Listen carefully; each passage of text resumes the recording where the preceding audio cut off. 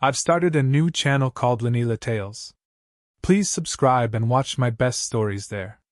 Link is in the description. They say silence is peaceful, but that night on Viridia, silence screamed. Snow whispered under Ethan Kane's boots as he crawled across the frozen ridge, breath fogging inside his cracked helmet.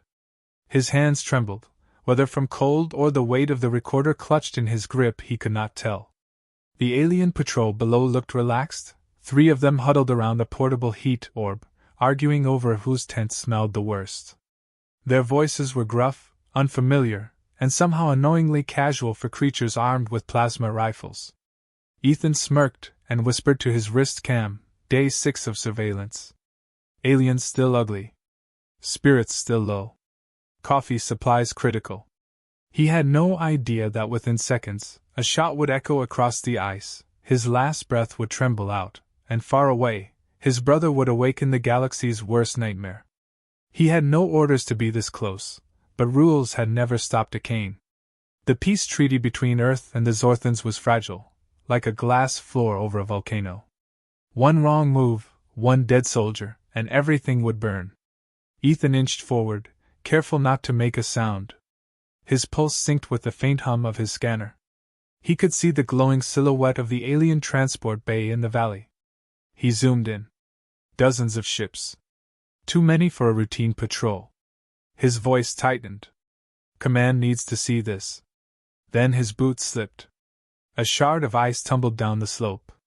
The patrol stopped laughing. 3 heads turned sharply upwards, their insect-like eyes glinting in the pale moonlight. Ethan froze, breath trapped in his throat. One alien muttered what sounded like, "What was that?" The second said, "Probably the wind." The third was not so optimistic. He raised his plasma rifle. Ethan did not get time to think. A blast of blue light tore through the air and slammed into his chest. His recorder clattered from his hand, capturing only a half-strangled gasp before the snow turned crimson beneath him. The aliens stared in stunned horror. "Oh no. Did you just shoot a human?" The youngest alien's voice cracked. "Humans are fragile. They write treaties. They sue people." The shooter panicked. "It was an accident. Maybe he's only mostly dead." The leader slapped him. "That's not even a thing." Miles away on Earth's moon base, Victor Kane sat alone in a dim room, sharpening a knife he no longer had a reason to carry. A silent alarm on his wrist flickered to life. It was a heart signal. Ethan's heart signal. Then it flatlined. Victor's fingers went still. The room remained cold, but something far colder woke inside him. His past, sealed away like a locked rifle case, opened. Ethan lay bleeding into the ice, eyes half open, watching the sky dissolve into stars. Static filled his earpiece. He whispered, "Sorry, Vic. Should have stayed home." His breath hitched, heartbeats slowing. In the alien camp, chaos unraveled. The patrol leader snapped, "Get a medic." They lifted Ethan carefully, as if even in error they feared breaking him more. One alien muttered, "Humans are small. Why are they so heavy with guilt?" Victor did not scream. He stood up, calm as a silent storm. He opened his locker. Inside lay a matte black rifle longer than most people's arm span. War-class sniper model V97. Retired, forbidden, feared. His hand hovered over it before closing around the grip like it never left. He pulled on his worn combat coat, its fabric still marked with old burn holes and crimson stains no detergent could erase. Without a word, he walked out of the base. No paperwork. No farewells. Just purpose.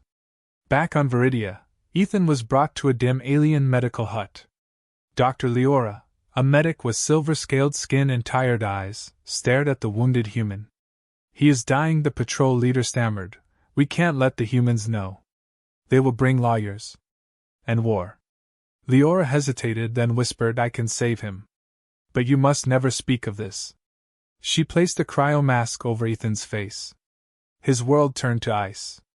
Victor reached the Earth Command Center. Inside, officers froze as he entered the room. He did not knock. "Where is my brother?" The Admiral hesitated. Ethan Kane was conducting unauthorized reconnaissance near the Zorthan border. His vitals ended. We cannot risk war by sending recovery ops. Victor leaned forward, eyes like sharpened steel. I wasn't asking for permission. Ethan drifted in a dream of snow and laughter. He saw Victor teaching him to shoot cans off fence posts back home. He heard his mother calling them in for dinner. He whispered into the darkness, "Vic, don't come for me." But he knew his brother already was. Victor left command with silent footsteps.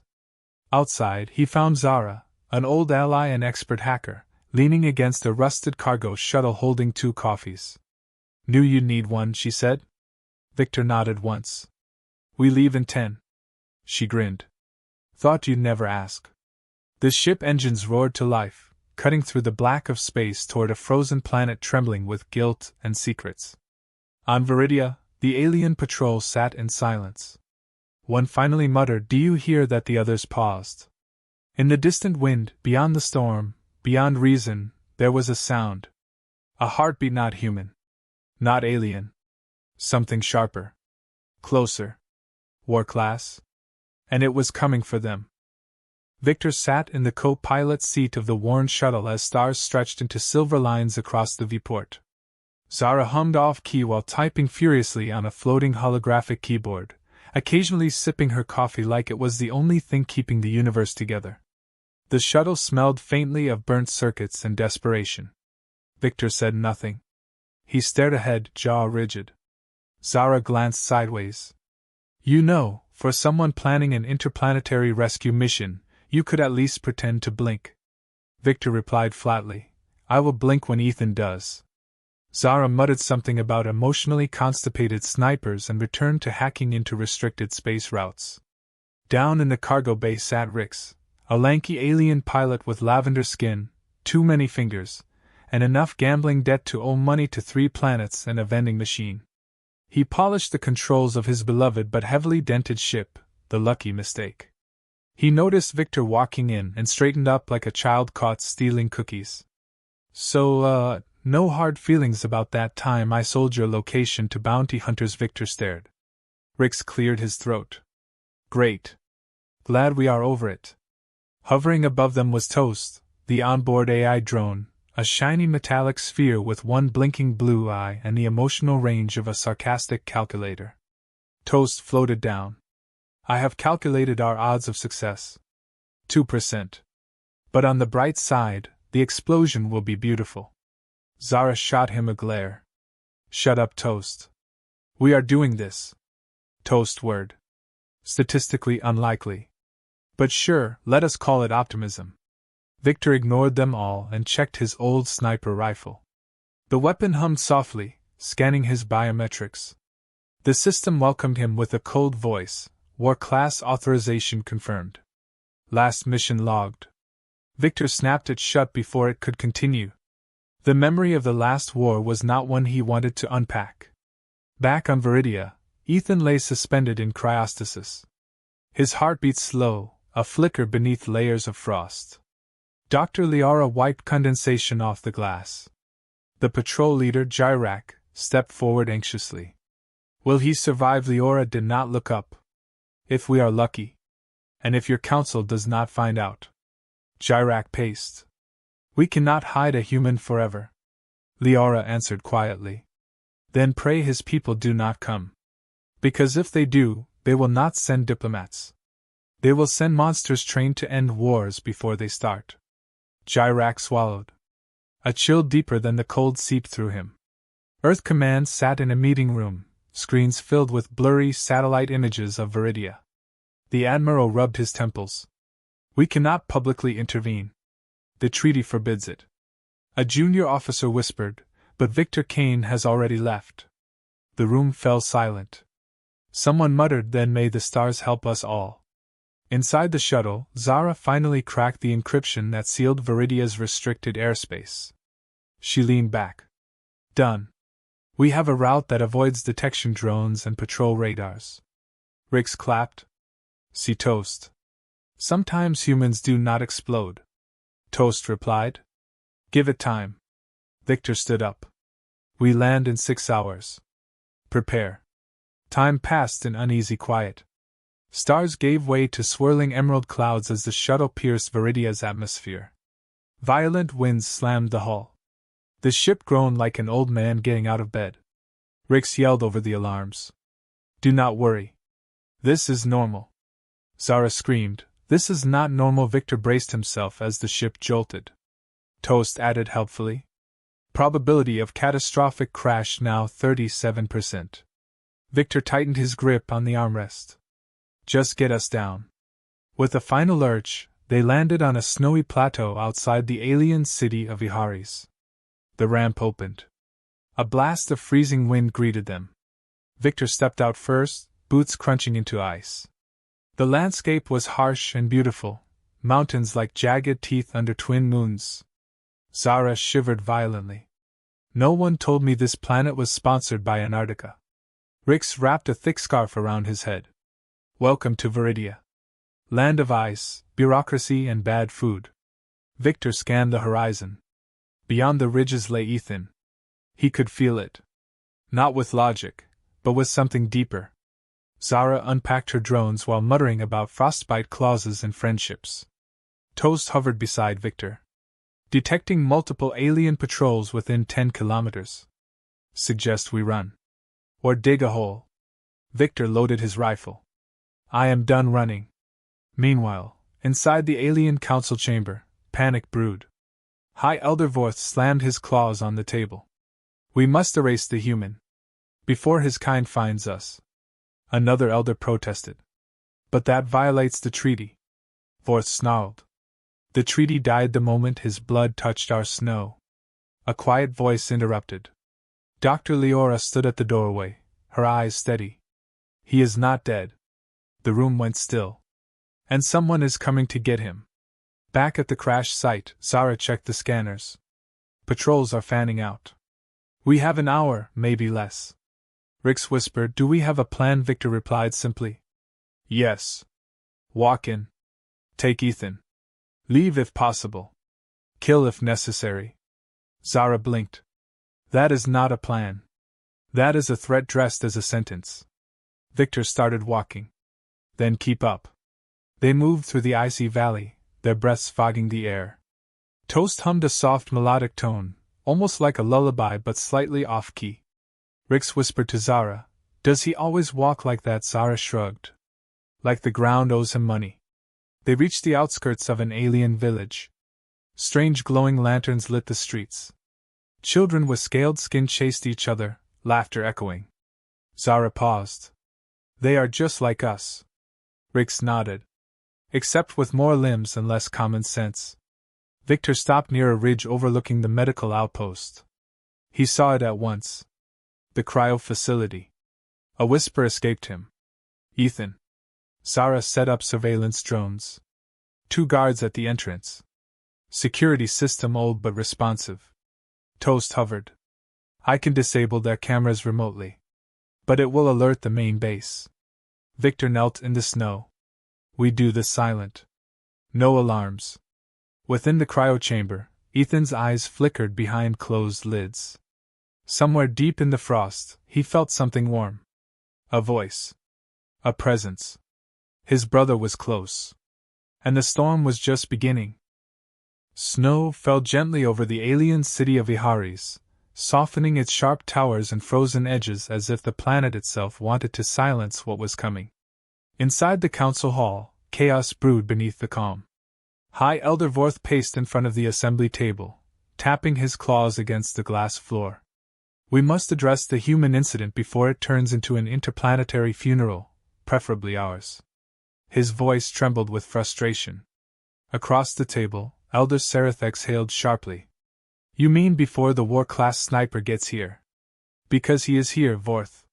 His ship broke atmosphere 2 hours ago." A tense silence followed. Someone muttered, "I told you we should have just blamed the lizard wolves."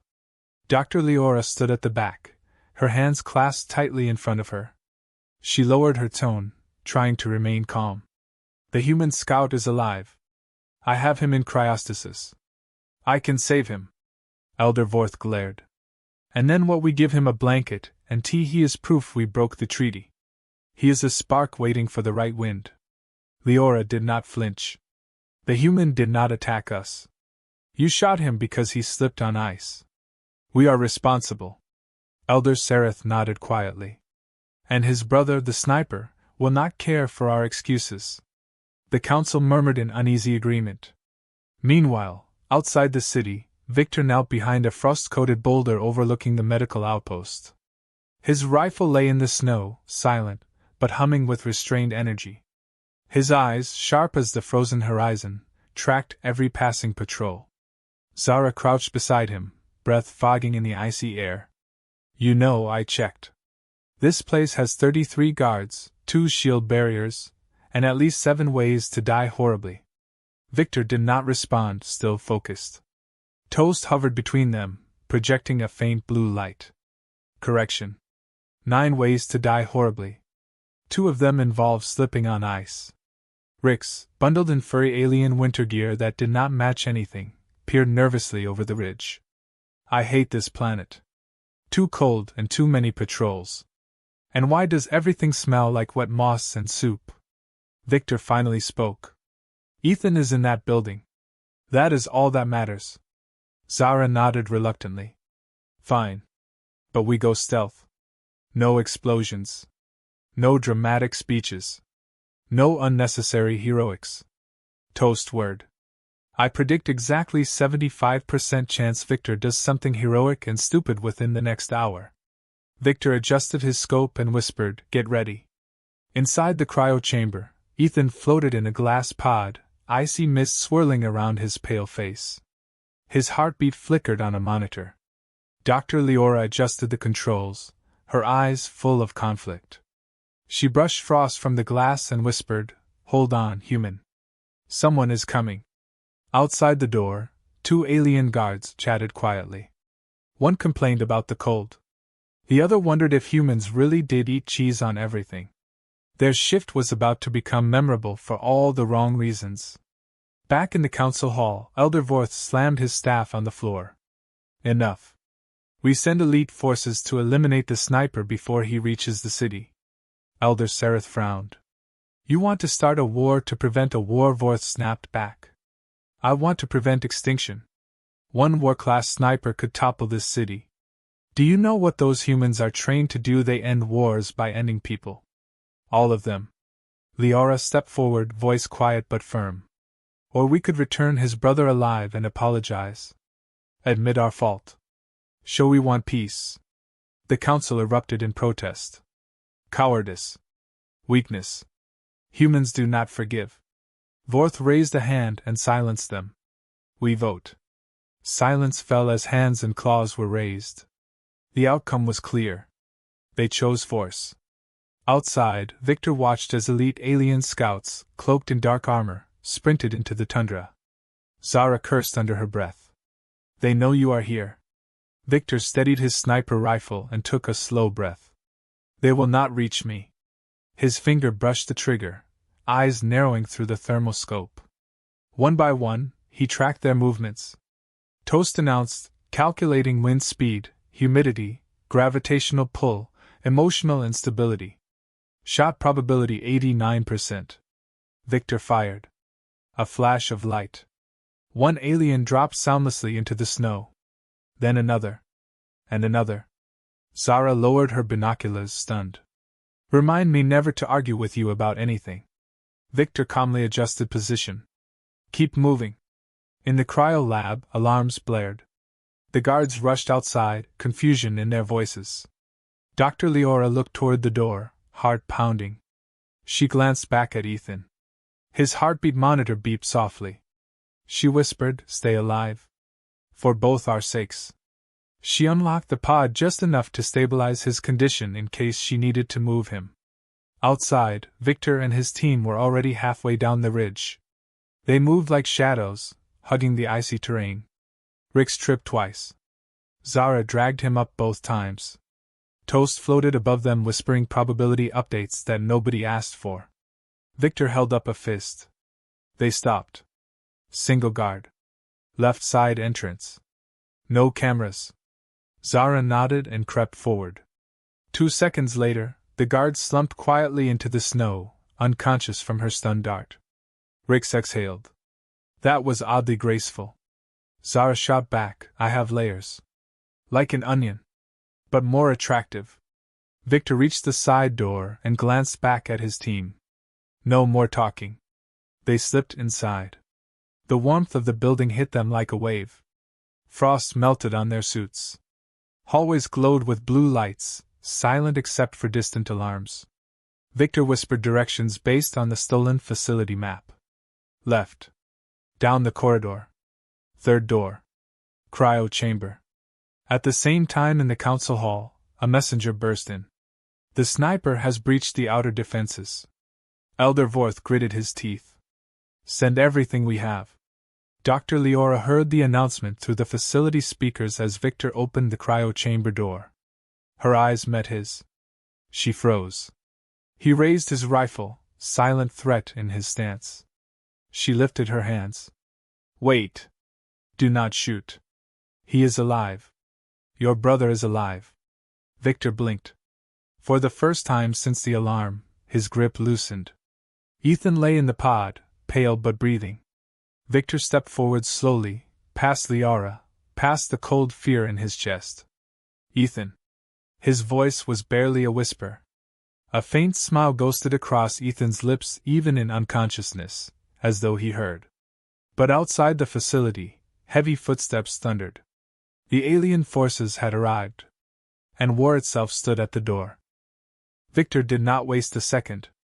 He stepped toward the cryopod, pressing his hand gently against the frosted glass as Ethan's chest rose faintly beneath tubes and wires.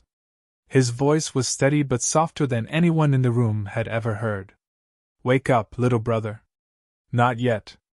But his eyes reflected something else entirely, a storm barely contained. Zara moved to the pod's control panel and whispered without looking up. I can wake him, but his body is weak. If we pull him out too fast, his heart might fail. Victor nodded once. Do it right, not fast. Outside, distant thuds trembled through the metal floors of the facility, each one a reminder that the alien forces were drawing closer. Toast hovered by the door, his metallic shell dimly glowing. 30 armed soldiers approaching from the north corridor. 2 heavy exocets. One guy who appears to be carrying snacks. Probability of snack guy dropping them in fear is high. Rix peered nervously through the frosted window. You know, when I signed up to help, I thought maybe we steal a sandwich or two. Not break into a military installation and spark a war. Dr. Liara watched them work around Ethan, torn between duty and guilt. She whispered to Victor. I did not want him to die. I saved him. Victor did not look at her as he adjusted Ethan's breathing mask. You shot him. Your people did. Her voice faltered. And your people burned our forests. Killed our scouts. We both bleed. Silence hung in the air for a moment. Then Victor answered quietly. The difference is, I am here to save someone. Your council is here to bury their mistakes. Zara leaned over the pod, fingers flying across the controls. Ethan's vitals flickered on the screen, heart rate rising but still too slow. Come on, you stubborn idiot. Wake up. Ethan's eyelids twitched. His lips parted slightly. He mumbled something that sounded suspiciously like did someone get the license plate of that moose. Toast floated lower. Correction. It was a plasma rifle, not a moose. Ethan did not respond, proving he was too unconscious to hear sarcasm. Heavy footsteps echoed from the hall. Victor's head snapped up. Zara, how long until he is stable enough to move? 2 minutes. Rix hissed. We do not have 2 minutes. We barely have 2 seconds. Victor raised his rifle and positioned himself by the door. They will not get through this door. Toast blinked. You are standing in front of an automatic sliding door made of reinforced but penetrable alloy. They will absolutely get through this door. Victor ignored him. The door shuddered as something slammed into it. Once. Twice. Leora flinched. They are using a battering ram. Victor chambered around. Zara shouted, heart rate stabilizing. 30 more seconds. Ethan's eyes fluttered open, vision swimming. He saw blurry shapes. Frost. A ceiling. And then a familiar shadow standing guard. He croaked. Victor glanced back only for a heartbeat. You are late. Ethan tried to smirk. You brought the angry face. Must be serious. The door exploded inward. Shards of metal flew. Alien soldiers stormed in with plasma rifles raised. Victor moved before thought. His rifle cracked once, dropping the first soldier. Zara ducked, pulling Ethan's pod open, steam and icy mist whipping around them. Rix grabbed Ethan under the arms. Toast floated overhead, calmly announcing, beginning combat commentary. Victor Kane has a kill count of 2. Make that 3. Dr. Leora stood in the middle of chaos, yelling at her own soldiers. Do not shoot, he is the patient. They ignored her. Plasma bolts scorched the walls. Victor moved with terrifying precision, every shot a warning to the universe. Zara dragged Ethan out, wrapping a thermal blanket around him. Ethan groaned. Is this a rescue or a kidnapping? Victor replied while firing. Both. More soldiers poured in. Rix fired a stun pistol wildly, missing everything except a light fixture. Toast sighed. Your accuracy is similar to a blindfolded frog. Victor kicked over a table to use as cover. We are leaving now. Zara strapped a portable monitor to Ethan's chest. Ethan, still half conscious, muttered, Do not let me die. I still owe Rix 50 credits, Rix gasped. You never intended to pay me back. Victor hauled Ethan onto his back. Stay awake. They burst out of the cryo chamber into the hallway. Alarms wailed. Red lights flashed. Dr. Leora ran after them. Stop. There is a maintenance tunnel to the east wing. You can escape that way. Victor hesitated only a fraction. Lead. She guided them down a corridor, as soldiers shouted behind them. Toast hovered near Victor's shoulder. This alliance is statistically unwise. Victor responded through clenched teeth. So am I. The maintenance tunnel was narrow, icy vents hissing along the walls. Ethan shivered against Victor's shoulders. His breath came shallow. Zara sprinted ahead, scouting corners. Rix limped behind, clutching a burned arm after a near miss. Dr. Leora keyed open a steel hatch. Beyond it was a dark underground passage. She panted. Follow this. It leads outside the city walls. Victor paused and looked at her. Why help us? Leora's eyes glistened. Because I am tired of burying the truth. Before he could reply, a voice boomed from behind. Enough. Victor turned. High Elder Vorth stood with a squad of armored elite guards. His staff crackled with electric energy. Surrender the human. Victor stepped forward, placing Ethan gently against the wall. No. Vorth's eyes narrowed. If you leave, war is certain.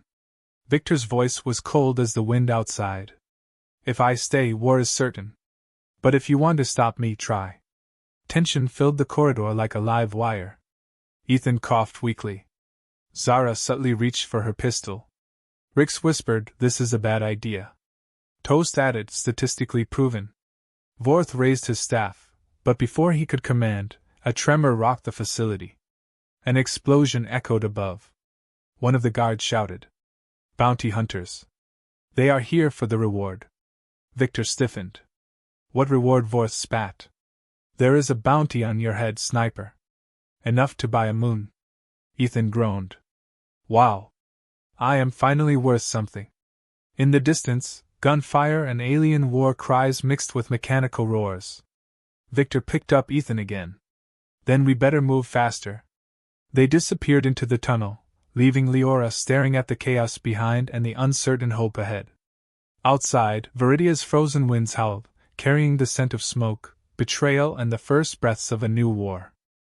The tunnel was cold, damp, and lit only by flickering emergency lights that cast long shadows along the metallic walls. Victor carried Ethan on his back, his every step firm despite the icy ground beneath him. Ethan's breath was shallow but steady, his head resting against Victor's shoulder. Zara ran ahead, mapping directions from the stolen schematics projected on her wrist screen, while Rix limped behind, clutching his injured arm. Toast hovered silently for once, scanning for motion. Behind them, the muffled sounds of chaos echoed through the ducts, bounty hunters clashing with alien soldiers, plasma fire lighting up the night. Dr. Leora kept up with them, breathing heavily. The tunnel veered left, leading to a rusted maintenance grate. She pointed forward. If we get through here, you will come out just beyond the city walls, near the wind cliffs. Victor studied her for a moment. You should not be here. She straightened her posture, though her voice trembled. I shot no one. I saved him. My place is here, whether I like it or not. Before Victor could answer, Ethan's weak voice mumbled. You two done bonding or what? Victor tightened his grip slightly, a quiet relief flickering through his eyes. They reached the grate. Zara knelt, tools clicking as she worked on the old locking mechanism. Rix leaned against the wall, trying to catch his breath. Toast blinked softly. 3 lifeforms approaching from behind. Armed. Not friendly. Zara whispered, almost there. The grate popped loose with a metallic groan. Outside, the night wind howled, icy and sharp.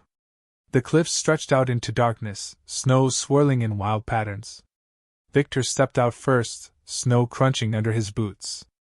The air was colder than before, biting at exposed skin. Ethan stirred weakly against his back. I hate this planet. Rix muttered, get in line. Suddenly, a flare shot into the night sky from somewhere behind them, exploding into red sparks. Toast spun around. Signal flare. Bounty hunters triangulating our location. Estimated time of arrival 3 minutes. Zara cursed under her breath. Move. We need higher ground. Beyond the cliffs, Mount Vordran towered over the frozen plains, its jagged peaks piercing the night sky. Victor stared at it. From there, he could see the whole city, the council tower, and anything that might get in their way. He shifted Ethan gently and nodded toward the mountain. We go up. Rix's jaw dropped. Up there in this weather? Zara glanced at Victor. Are you thinking what I think you are? Victor spoke quietly. If they do not listen to words, they will listen to a bullet. The climb was brutal. Snowstorms whipped across the slopes, icy winds threatening to knock them down at every step. Victor led the way, steady and unwavering. Zara followed, teeth chattering but silent, while Rix complained to himself about never trusting humans again. Dr. Leora struggled but pressed on, her breath turning to frost. Ethan drifted in and out of consciousness, murmuring half jokes and half memories. Toast hovered above, his systems adjusting for wind resistance. Probability of death by falling currently 22%. Victor muttered. Keep calculating. They reached a ledge just below the mountain's peak. From there, the city of Iharis glowed faintly in the night, a mix of blue lights and towering structures. Victor laid Ethan down gently on a thermal blanket. Zara knelt beside Ethan, checking his vitals. He needs rest. His body is freezing from inside out. Victor looked at her, expression unreadable. He will rest when he is safe. Victor unpacked his sniper rifle, the War Class V97, its barrel engraved with faded markings from past wars. He extended the bipod, setting it firmly in the snow. Zara raised an eyebrow. What exactly are you planning? Victor adjusted the scope and whispered, a message. He aimed not at people, but at the council tower's flagpole far in the distance. Wind speed, humidity, breathing, heartbeat. Everything slowed. Then he pulled the trigger. The shot echoed across the valley like thunder. A split second later, the flagpole atop the council tower exploded in a shower of sparks and metal fragments. The flag, symbol of the council's authority, fluttered to the ground. In the city below, alarms screamed. Victor spoke into Zara's communicator, transmitting to all open alien frequencies. Bring my brother to Mount Vordran safely. You have 1 hour. No tricks. Or the next shot will not be a warning. The message spread through Iharis like wildfire. In the council hall, panic broke out. Elder Vorth slammed his fist. He threatens us like we are children. Elder Sereth stared at the fallen flag. He does not threaten. He promises. Some council members argued for force, some for reason. Dr. Leora's voice, over the secure channel, broke their argument. He is not bluffing. And he is not alone. Back on the mountain, Ethan tried to sit up, but pain forced him back down. He looked at Victor. You just declared war with one bullet. Victor shook his head. No. I just gave them a chance to avoid it. Zara sat beside Ethan, wrapping another thermal layer around him. Rix paced nervously. You know, there are thousands of soldiers down there. And bounty hunters. And something that looks like a walking tank with teeth. Toast floated down beside him. Statistically, a walking tank has no teeth. That was metaphor, lunkhead. Toast paused. Metaphorical teeth probability noted. Minutes felt like hours. The wind screamed around them, carrying the distant echoes of engines and voices. Ethan coughed weakly. What if they do not come? Victor looked toward the lights below, voice firm. They will. Because they fear me. And because some of them still have honor. Finally, movement appeared far down the mountain path. A group approached, carrying something on a stretcher. Victor's fingers tightened on his rifle. Zara whispered, that is them. Dr. Liara stepped forward. She could see 2 council guards, weapons lowered, and between them, the stretcher. Ethan squinted. That better not be my replacement.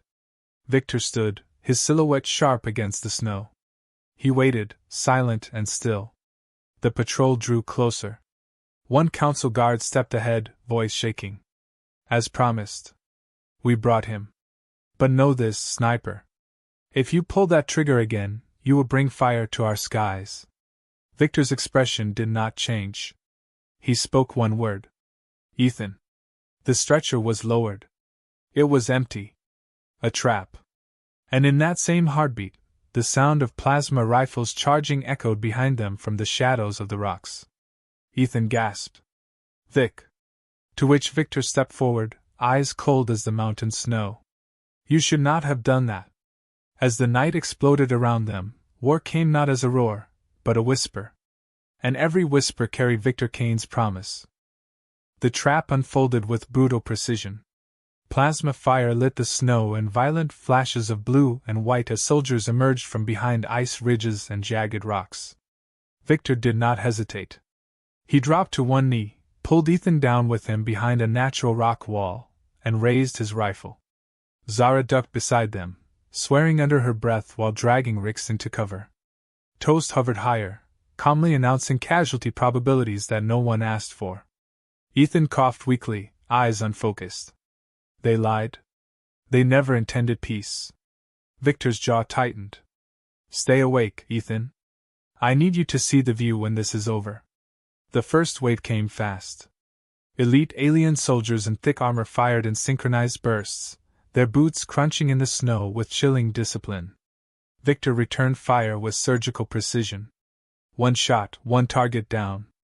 Plasma bolts cracked against the rocks, sending shards flying. Zara rolled to another position and lobbed a smoke flare. Thick silver fog erupted, hiding their exact location. Rix used the distraction to fire wildly, accidentally hitting a snowdrift instead of an enemy. Toast announced, Rix has successfully endangered 0 enemies and 3 snowflakes. Rix yelled, I am trying. More troops advanced. The ground trembled as something larger approached. Out of the fog, a massive exosuit stomped forward, metal legs grinding into ice. It had twin plasma cannons and a skull painted on its chest plate. Ethan groaned. Someone actually painted a skull. Victor ignored the comment and glanced at Zara. Get Ethan to cover behind the ridge. Zara nodded and moved quickly, wrapping Ethan's arm over her shoulder. Ethan winced. If I die, haunt Rix first. Rix gasped. Why me? Because you still owe me 50 credits. Victor turned back to the exosuit. Its cannons lit up. He fired first.